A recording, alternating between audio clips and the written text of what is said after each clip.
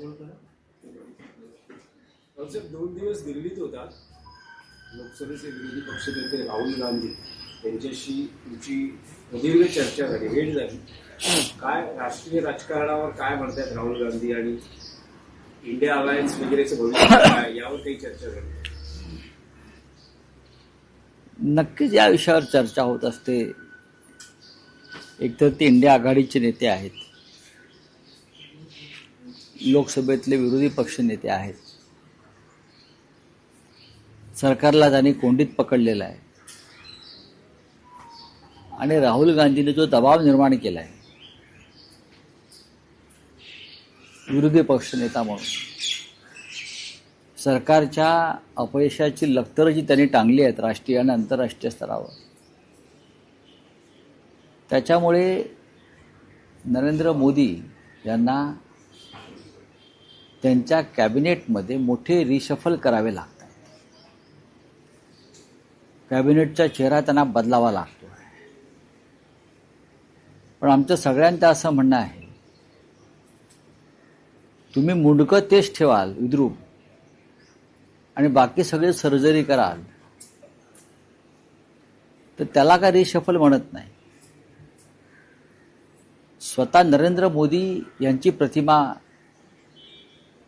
फार घसरलेली आहे. अमित शहा यांना कोणतीच प्रतिमा राहिलेली नाही.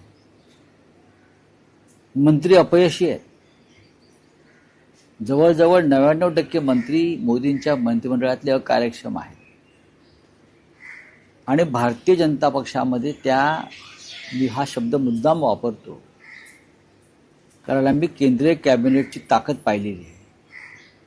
भारतीय जनता पक्षामध्ये एखाद दुसरा नेता सोडला तर त्या लायकीचे नेते केंद्रीय मंत्रिमंडळात काम करू शकतील असे कोणी दिसत नाही.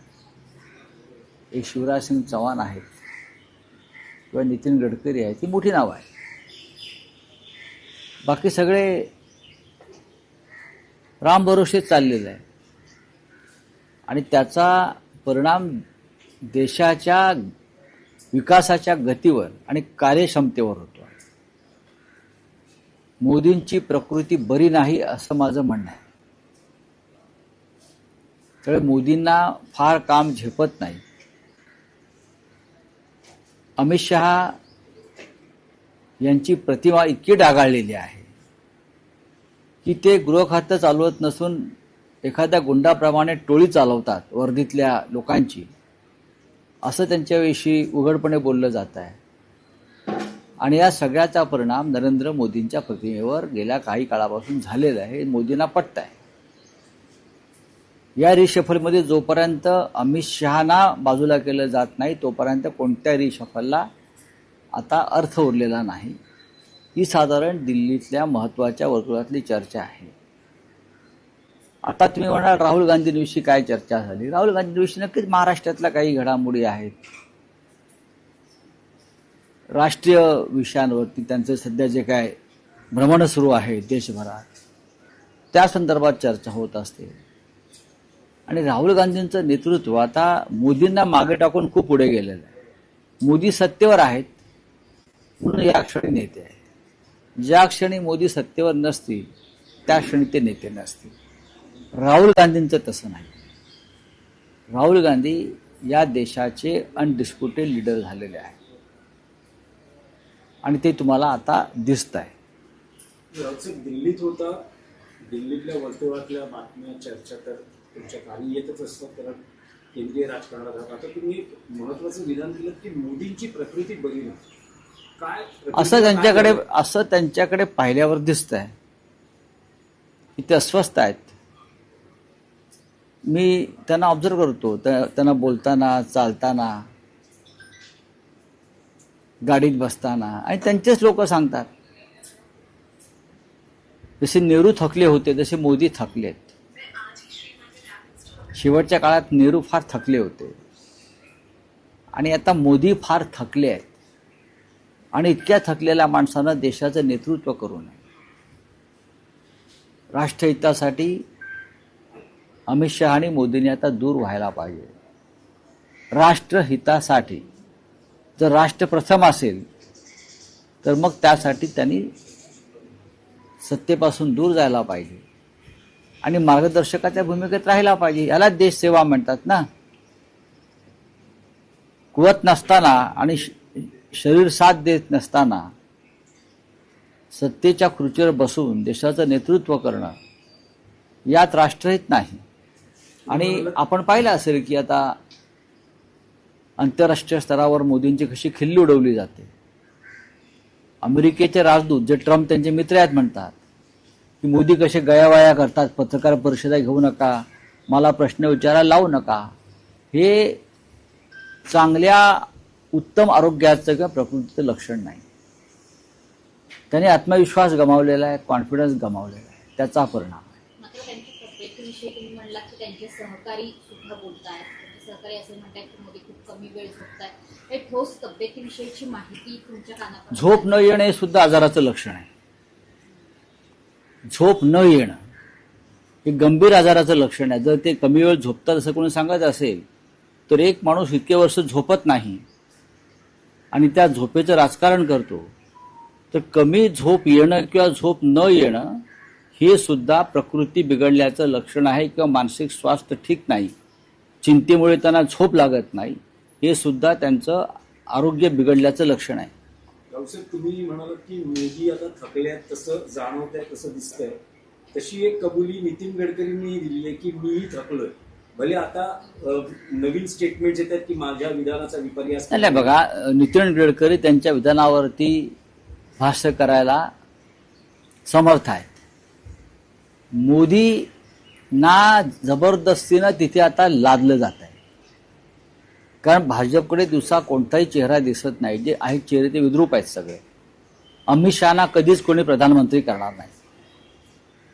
अमित शहा त्यांची किती इच्छा असली, त्याने किती कारस्थानं केली, त्याने किती पक्ष फोडले, त्याने किती खासदार गोळा केले, त्याने किती मोदींच्या विरुद्ध स्वतःचं गँग निर्माण केली खासदारांची, तरीही त्यांना कोणीही देशाचं पंतप्रधान होऊ देणार नाही, हे लक्षात घ्या. त्याच्यामुळे मोदींना चालवलं जात आहे. माझ्या माहितीनुसार राष्ट्रीय स्वयंसेवक संघामध्ये त्याबाबत देशाच्या नेतृत्वाच्या बदलाबाबत अत्यंत महत्त्वाची चर्चा सुरू आहे. पण देवेंद्र फडणवीस यांनी भाजपच्या केंद्रीय समितीमध्ये जाणं किंवा त्यांची वर्णी लावणं, याकडे तुम्ही कसं पाहता? मी तुम्हाला वारंवार म्हटलंय त्यांना केंद्रात जावं लागेल. मग ती त्यांच्या पक्षाची राष्ट्रीय कार्यकारिणी, केंद्रीय समिती आणि त्याचबरोबर त्यांना माझ्या माहितीनुसार पक्क्या त्यांना केंद्रातली जबाबदारी सुद्धा घ्यावी लागेल. ते किती नाही म्हणत असले तर ही सुरुवात आहे त्यांनी केंद्रात जाण्याची. आणि वारंवार दिल्लीत त्यासाठीच जात आहेत. अमित शहांबरोबर कोणताही कार्यक्षम माणूस काम करायला तयार नाही मंत्रिमंडळात. ही अनेक ज्येष्ठ भाजप नेत्यांची भूमिका आहे आणि ती मोदींना माहिती आहे. आता भाजपचे लोक म्हणतील तुम्हाला हे कसं, म्हणजे मी खोटं बोलतोय का? तसं नाही आहे. माझ्याकडे पक्की माहिती. अमित शहांबरोबर देवेंद्र फडणवीसही काम करायला तयार नाही दिल्लीत. इतर काही प्रमुख नेते जे आहेत भाजपचे त्यांनीही अमित शहांबरोबर काम करायला नकार दिला. गांधींचं तसं नाही. राहुल गांधी या देशाचे अनडिस्प्युटेड लीडर झालेले आहेत आणि ते तुम्हाला आता दिसत आहे. दिल्लीत होता, दिल्लीतल्या वर्तुळातल्या बातम्या, चर्चा तर तुमच्या काही येतच असतात, कारण केंद्रीय राजकारणात राहतात. आता तुम्ही एक महत्वाचं विधान केलं की मोदींची प्रकृती बरी नाही. काय असं त्यांच्याकडे पाहिल्यावर दिसत आहे की ते अस्वस्थ आहेत. मी त्यांना ऑब्झर्व करतो, त्यांना बोलताना, चालताना, गाडीत बसताना, आणि त्यांचेच लोक सांगतात जसे नेहरू थकले होते तसे मोदी थकलेत. शेवटच्या काळात नेहरू फार थकले होते आणि आता मोदी फार थकले आहेत. आणि इतक्या थकलेल्या माणसानं देशाचं नेतृत्व करू नये. राष्ट्रहितासाठी अमित शहा आणि मोदींनी आता दूर व्हायला पाहिजे. राष्ट्रहितासाठी जर राष्ट्र प्रथम असेल तर मग त्यासाठी त्यांनी सत्तेपासून दूर जायला पाहिजे आणि मार्गदर्शकाच्या भूमिकेत राहायला पाहिजे. याला देशसेवा म्हणतात ना. कुवत नसताना आणि शरीर साथ देत नसताना सत्तेच्या खुर्चीवर बसून देशाचं नेतृत्व करणं यात राष्ट्रहित नाही. आणि आपण पाहिलं असेल की आता आंतरराष्ट्रीय स्तरावर मोदींची कशी खिल्ली उडवली जाते. अमेरिकेचे राजदूत जे ट्रम्प त्यांचे मित्र आहेत म्हणतात की मोदी कसे गयावया करतात, पत्रकार परिषदा घेऊ नका, मला प्रश्न विचारायला लावू नका. हे चांगल्या उत्तम आरोग्याचं किंवा प्रकृतीचं लक्षण नाही. त्यांनी आत्मविश्वास गमावलेला आहे, कॉन्फिडन्स गमावलेला आहे, त्याचा परिणाम. मात्र त्यांच्या तब्येतीविषयी तुम्ही म्हणलात की त्यांचे सहकारी सुद्धा बोलतायत. त्यांचे सहकारी असं म्हणतात की मोदी खूप कमी वेळ झोपतायत. हे ठोस तब्येतीविषयीची माहिती तुमच्या कानापर्यंत झोप न येणे हे सुद्धा आजाराचं लक्षण आहे. झोप न येणं हे गंभीर आजाराचं लक्षण आहे. जर ते कमी वेळ झोपतात असं कोणी सांगत असेल तर एक माणूस इतके वर्ष झोपत नाही आणि त्या झोपेचं राजकारण करतो, तर कमी झोप येणं किंवा झोप न येणं हे सुद्धा प्रकृती बिघडल्याचं लक्षण आहे किंवा मानसिक स्वास्थ्य ठीक नाही, चिंतेमुळे त्यांना झोप लागत नाही, हे सुद्धा त्यांचं आरोग्य बिघडल्याचं लक्षण आहे. रावसाहेब, तुम्ही म्हणालात की मोदी आता थकल्यात, तसं जाणवत आहे, तसं दिसतंय. तशी एक कबुली नितीन गडकरींनी दिली आहे की मीही थकलोय. भले आता नवीन स्टेटमेंट येतात की माझ्या विधानाचा विपर्यास. नाही बघा, नितीन गडकरी त्यांच्या विधानावरती भाष्य करायला समर्थ आहे. मोदींना जबरदस्तीनं तिथे आता लादलं जात आहे. कारण भाजपकडे दिवसा कोणताही चेहरा दिसत नाही. जे आहेत चेहरे ते विद्रूप आहेत सगळे. अमित शहाना कधीच कोणी प्रधानमंत्री करणार नाही. अमित शहा त्यांची किती इच्छा असली, त्याने किती कारस्थानं केली, त्याने किती पक्ष फोडले, त्याने किती खासदार गोळा केले, त्याने किती मोदींच्या विरुद्ध स्वतःचं गँग निर्माण केली खासदारांची, तरीही त्यांना कोणीही देशाचं पंतप्रधान होऊ देणार नाही, हे लक्षात घ्या. त्याच्यामुळे मोदींना चालवलं जात आहे. माझ्या माहितीनुसार राष्ट्रीय स्वयंसेवक संघामध्ये त्याबाबत देशाच्या नेतृत्वाच्या बदलाबाबत अत्यंत महत्त्वाची चर्चा सुरू आहे. पण देवेंद्र फडणवीस यांनी भाजपच्या केंद्रीय समितीमध्ये जाणं किंवा त्यांची वर्णी लागणं, याकडे तुम्ही कसं पाहता? मी तुम्हाला वारंवार म्हटलंय त्यांना केंद्रात जावं लागेल. मग ती त्यांच्या पक्षाची राष्ट्रीय कार्यकारिणी, केंद्रीय समिती आणि त्याचबरोबर त्यांना माझ्या माहितीनुसार पक्क्या त्यांना केंद्रातली जबाबदारी सुद्धा घ्यावी लागेल. ते किती नाही म्हणत असले तरी ही सुरुवात आहे त्यांनी केंद्रात जाण्याची. आणि वारंवार दिल्लीत त्यासाठीच जात आहेत. अमित शहांबरोबर कोणताही कार्यक्षम माणूस काम करायला तयार नाही मंत्रिमंडळात. ही अनेक ज्येष्ठ भाजप नेत्यांची भूमिका आहे आणि ती मोदींना माहिती आहे. आता भाजपचे लोक म्हणतील तुम्हाला हे कसं, म्हणजे मी खोटं बोलतोय का? असं नाही आहे. माझ्याकडे पक्की माहिती. अमित शहांबरोबर देवेंद्र फडणवीसही काम करायला तयार नाही दिल्लीत. इतर काही प्रमुख नेते जे आहेत भाजपचे त्यांनीही अमित शहांबरोबर काम करायला नकार दिला.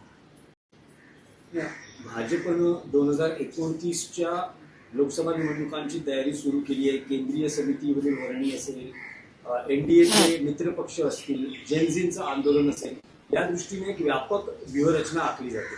इंडिया अलायन्सची साधारण 2 महिन्यापूर्वी बैठक पार पडली. असं ठरलं होतं की हैदराबादमध्ये 13 ऑगस्टला बैठक पार पडेल इंडिया अलायन्सची. तर राहुल गांधींची या संदर्भात काही बोलणं आलंय का? कारण एका मुलाखतीत, म्हणजे तुम्हीच घेतलेल्या मुलाखतीत उद्धव ठाकरेंनी इंडिया अलायन्सच्या भवितव्यावर काही विधान केलं. इंडिया अलायन्सचं भवितव्य हे चांगलं आहे. जेन झीच्या मागे इंडिया ब्लॉक नसता. लोकशाही मराठी ऐका, पहा, जागरूक रहा.